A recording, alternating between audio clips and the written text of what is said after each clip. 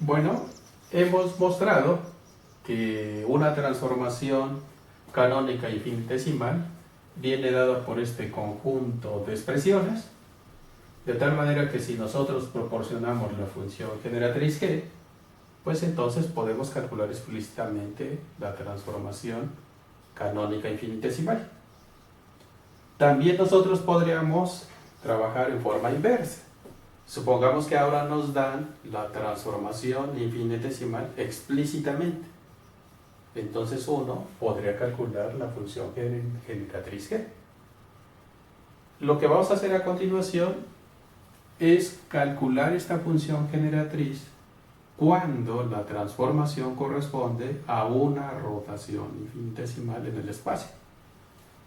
Bueno, entonces para esto voy a hacer lo siguiente. Voy a suponer que el vector de posición de una cierta partícula, digamos, la partícula de masa m, que está sometida a ciertas fuerzas, la escribo de la siguiente manera, como x en y más y j más z en k.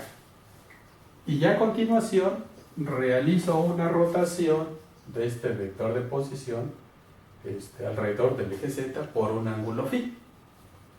Y voy a denotar al nuevo vector, después de haber realizado la rotación, por r vector prima, de tal manera que sus componentes serían x' en y, más y' en j, más z' en k. Ya hemos mencionado previamente en otros videos y en nuestras notas que la relación que guardan las componentes x, y y z, x', y' y z' ante una rotación alrededor del eje z están dadas por el siguiente conjunto de ecuaciones.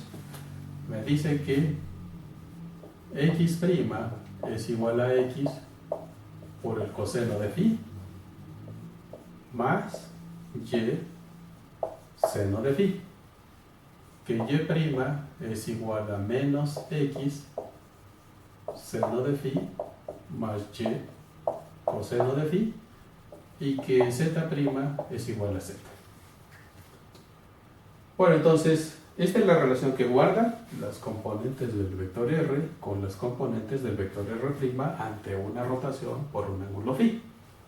Bueno, ahora supongamos que yo realizo un desarrollo en serie de potencias de estas ecuaciones alrededor de phi igual a 0. Es decir, voy a suponer que me estoy fijando en una rotación infinitesimal, una rotación muy pequeña, es decir, que phi es prácticamente 0. Eso indicaría que tengo que desarrollar en serie de potencias al coseno de phi y al seno de phi alrededor de phi igual a 0 a primer orden. Acuérdense que las transformaciones canónicas infinitesimales en todos los cálculos donde intervienen ellas se trabaja a primer orden en épsilon, en el parámetro que determina mi transformación canónica infinitesimal. Bueno, entonces voy a trabajar aquí a primer orden, y entonces si desarrollo serie de potencias al coseno de phi alrededor de phi igual a 0 a primer orden, pues el coseno de phi simplemente va a ser un 1 a este orden, luego vendría más y, el seno de phi a primer orden, simplemente viene aquí phi. Mientras que y' entonces sería igual a menos x por phi más y z' es igual a z. Ahora, debido a que este ángulo phi es muy pequeño, entonces en estas ecuaciones voy a reemplazar phi por diferencial de phi, indicando que se trata de un ángulo infinitesimal, un ángulo pequeño. Entonces en estas ecuaciones, en lugar de poner phi, voy a poner diferencial de phi. Y entonces lo que me estaría diciendo este conjunto de tres ecuaciones es que las componentes x, y y z del vector de posición R y las componentes x', y' y z' del vector de posición R' que se obtiene después de realizar una rotación infinitesimal por un ángulo diferencial de phi, viene dado por estas expresiones.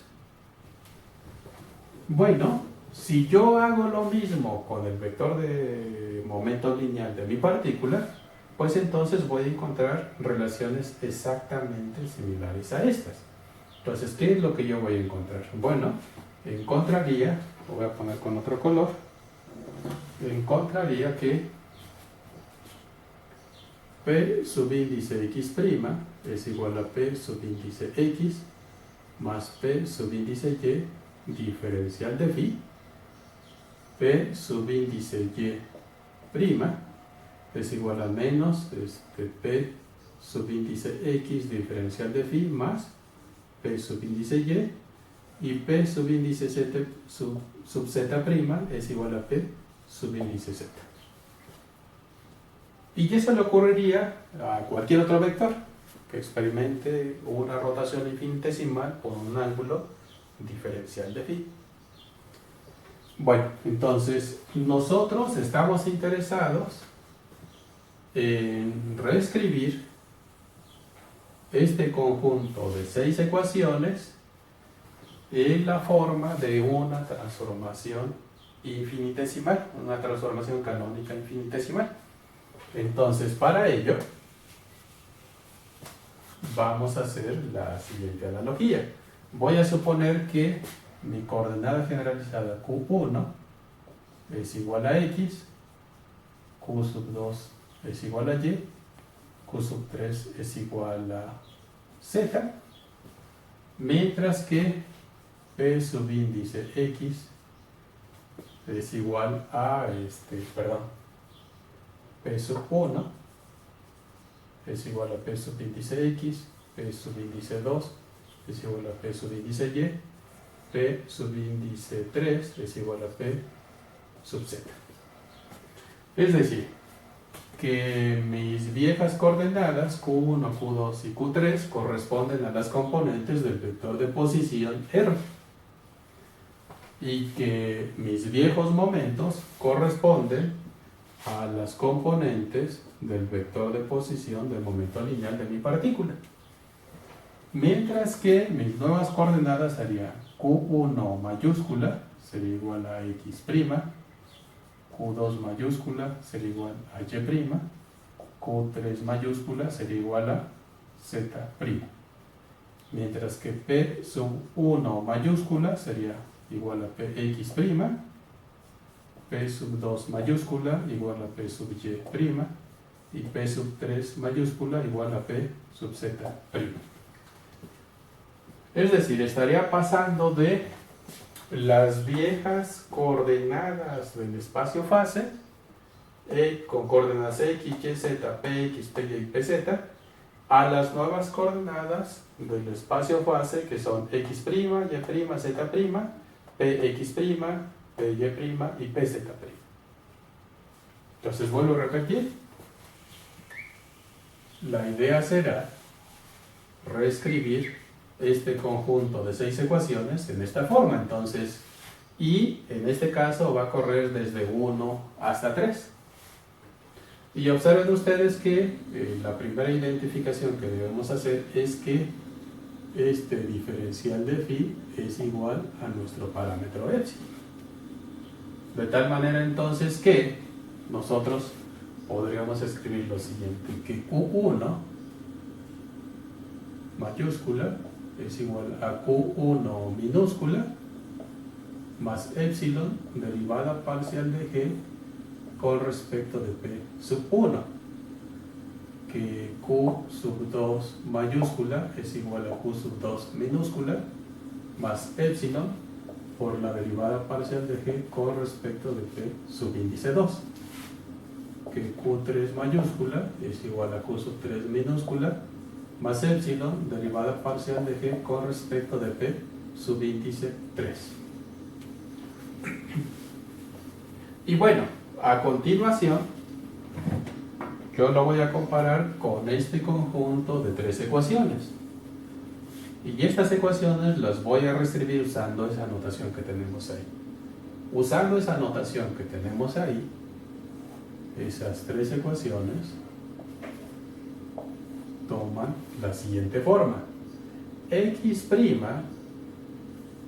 es igual a Q1 mayúscula, igual a X, que es igual a Q1 minúscula, más diferencial de Y, diferencial de phi, por Y, pero Y es Q sub 2.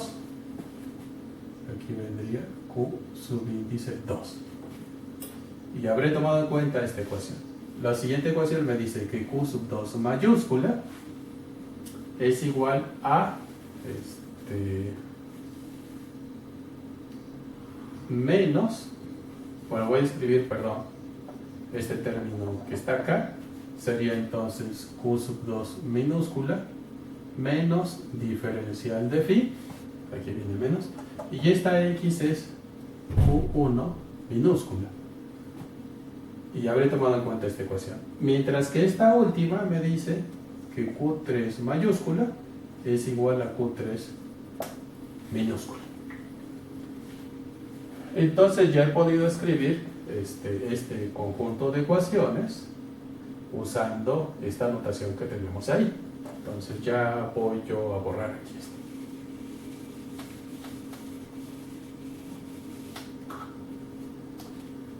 En forma análoga, si yo desarrollo explícitamente estas ecuaciones que tenemos acá, pues yo voy a obtener lo siguiente.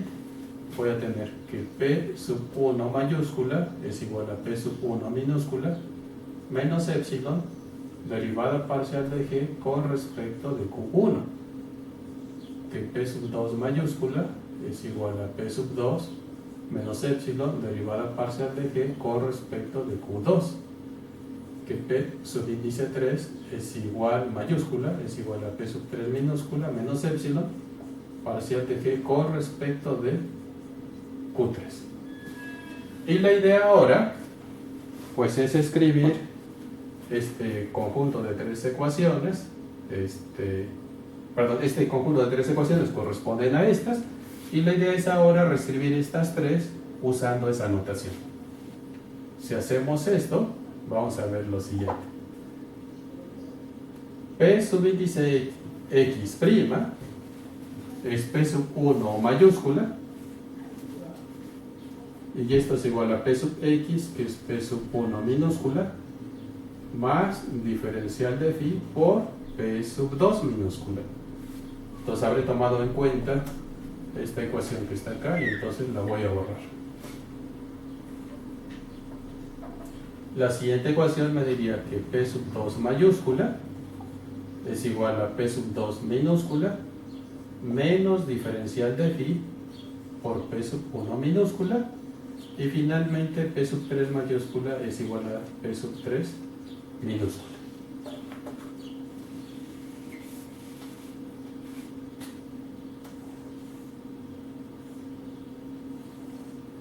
Bueno, observemos que ya estamos en posibilidades de comparar estos dos conjuntos de ecuaciones.